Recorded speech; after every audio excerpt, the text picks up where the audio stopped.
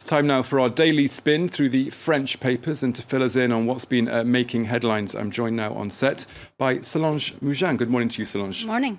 And you are starting with, of course, the top story here on France 24, and that's Hurricane Irma, which is leaving a trail of destruction across the Caribbean. Indeed. Hurricane Irma is front and center this morning of the French newspapers. Let's do a quick run through of how they covered it. Libération picked the catchy title Irmageddon, referring to the fact that this Category 5 storm is being considered the worst ever in the Caribbean. Turn now to Aujourd'hui en France. They went with a similar vein. Their front page reads, the hurricane of the century.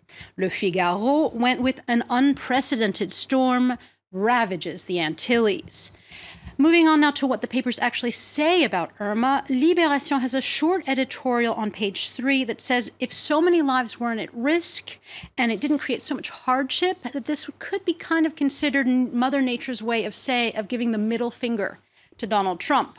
The editorial says that the world isn't prepared for storms like this and that politicians need to do more than simply visit communities after the storms. And Solange, questions have also been raised about climate change and what's causing the intensity of these superstorms and hurricanes. Yeah. Le Parisien this morning interviews a weather researcher who says that that climate change isn't the cause per se of Irma, but that because it is currently hurricane season and the number of hurricanes is expected to remain stable. But the researcher says that the waters are warmer and that creates super hurricanes, super storms. So the storms are going to be more intense, and the path of the hurricanes may eventually change, and that they may actually go to areas that normally don't have hurricanes, and that could create damage for areas that aren't prepared for them. Get it. The Huffington Post also has an article about climate change. It says that blaming climate change doesn't paint the whole picture, and that what is certain is that the water levels are higher, and that also creates more damage, and that it's going to take time to figure out the full effects of hurricanes because they put in place new mathematical models to figure out how the storms are created. Okay, let's move on now to political storms here in France. One of the leading voices of the Socialist Party says that President Emmanuel Macron has got off to a rather bad start. Yes, indeed. The magazine L'Obs has Martine Aubry saying that Emmanuel Macron is ni de gauche, which means basically that there's nothing leftist about him. L'Obs has an interview of the socialist minister. She's famous in France for creating the 35-hour work week. And she says that Macron's dip in the polls is because people are discovering that his policies, despite the fact that he's young, his policies are old school. L'Opinion also covers this story. The pro-business paper says that has a sort of biting criticism of Martine Aubry. Its headline is "Au secours" or "Help."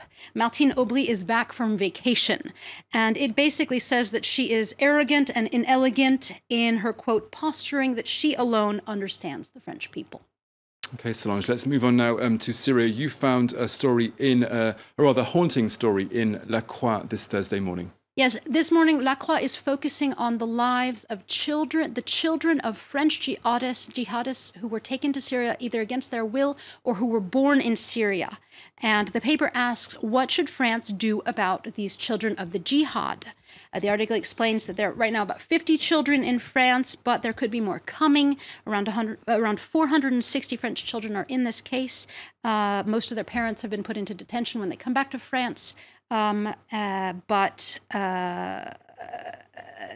people don't know what to do with them, whether they should go into homes or not. Quickly, I just want to touch on a funner article because that's quite a sad one. In Le Parisien, Le Parisien this morning is covering the Guinness Book of World Records. Sorry, it's coming out today. Let's take a look at a few of the statistics that they've come out with. Let's. 21.63 kilos. That's the most bricks someone can lift with his ears. 2.23 meters, the longest length for a wig. 14.82 seconds, which is the fastest someone can run the 100-meter dash with swim fins.